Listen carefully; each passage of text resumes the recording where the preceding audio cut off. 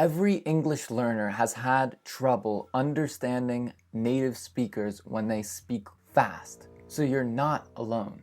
In this video, I'm going to give you a bunch of tricks that have helped thousands of learners go from not understanding fast speakers to being able to speak quickly themselves. After I teach you these English secrets, I'm going to test you at the end of the video to see how much you have learned.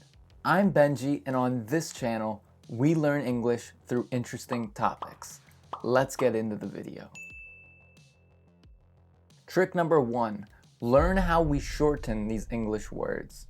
When we're speaking really fast, we start to put every word together.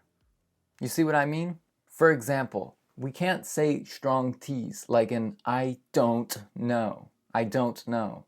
We say I don't know. I don't know. Or what are you or what do you becomes whatcha, whatcha. Like in the phrase, what you talking about? What are you talking about? What you talking about? Or what you want to do? What do you want to do? Here are the most commonly used shortened / connected words that we use in English. Want to becomes wanna. Instead of saying I don't want to go, we say I don't want to go. I don't want to go. Got to becomes gotta. Instead of saying I got to go, we say I gotta go. I gotta go. Give me becomes give me. Instead of saying hey, give me that, we say hey, give me that. Hey, give me that. Instead of saying don't you, we say don't ya. Like in the phrase, don't you understand? Don't you understand? You've probably heard this one. Gonna. I'm going to becomes gonna. I'm gonna go to the store. I'm gonna go to the store. And lastly, have to becomes have to. I have to go. Instead of saying I have to go, we say I have to go. Next trick, pay attention to when pronouns are not used. In English, we have certain sayings that we use without pronouns. And it's just very common. For example, I could ask you, get it? Or understood? Instead of saying, do you get it? Or asking, have you understood? Here are some other common examples. Glad to hear it.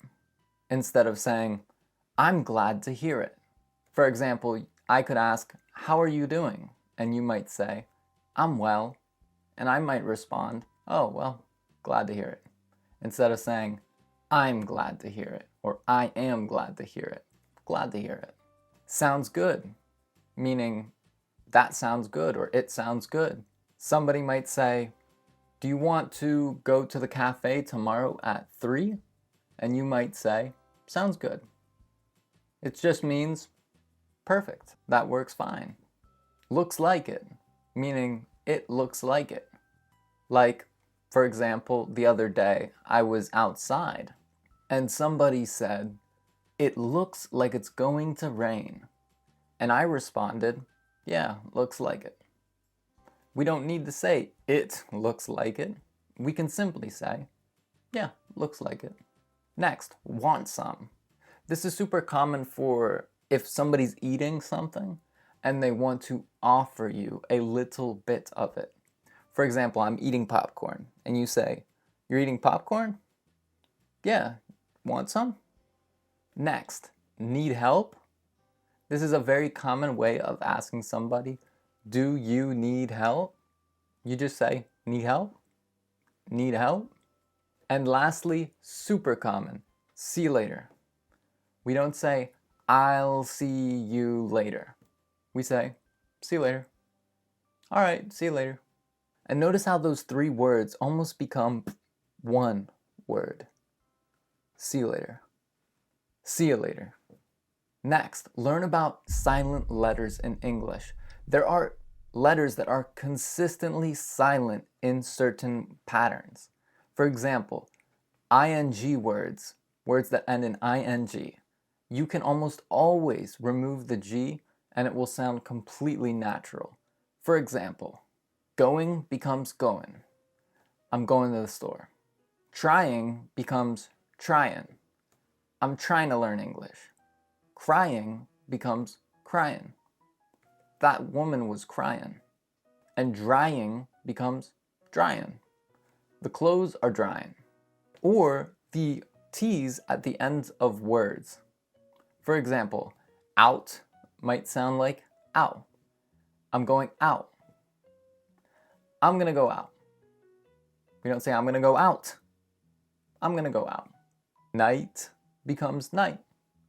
Hope you have a good night. I really hope you have a good night.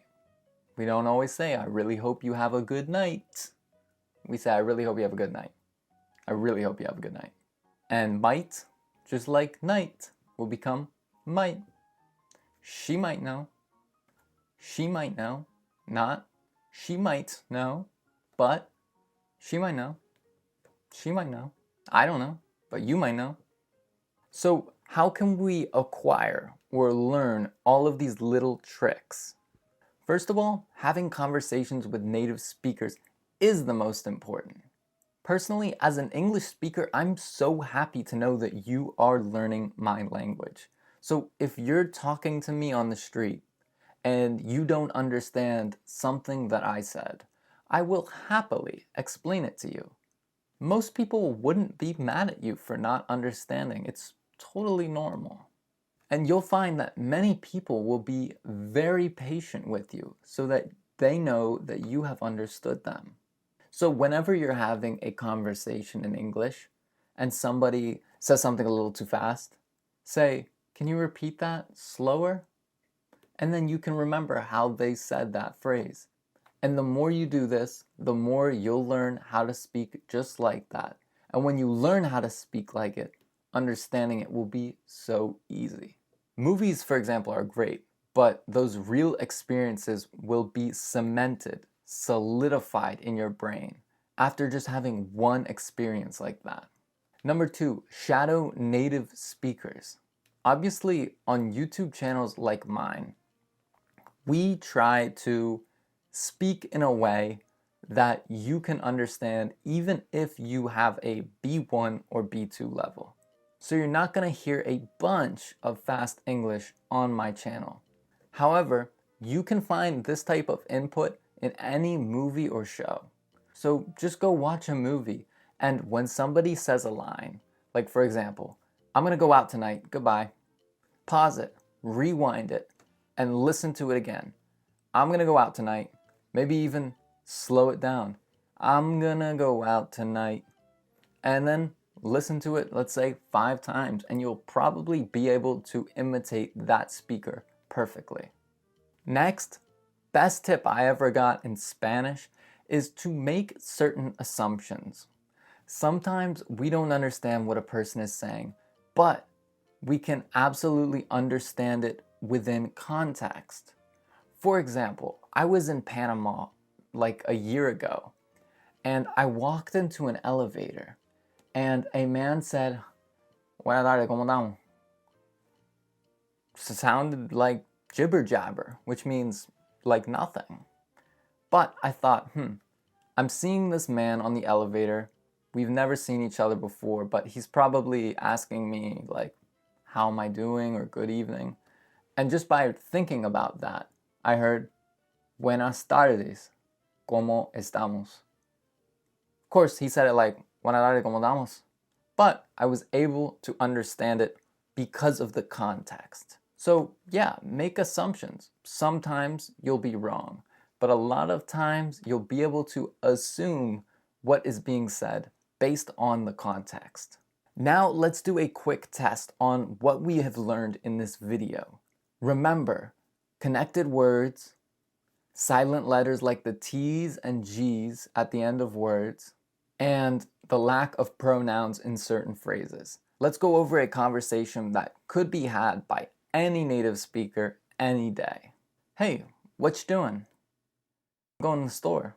Want something?" "Yeah, give me some milk, please." "Sounds good, that all?" "Yeah, that's it." "Okay, I'm gonna go out now. See you later tonight." "Okay, see you then." Did you understand that? Let's go over it one time, but in normal standard English. "What are you doing?" "I'm going to the store. Do you want something?" Yeah, get me some milk, please. Sounds good. Is that all? Yeah, that's it. Okay, I'm going to go out now. I'll see you later tonight. I'll see you then.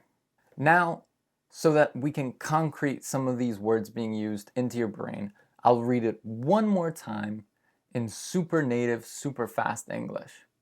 Hey, what you doing? I'm going to the store. Want something?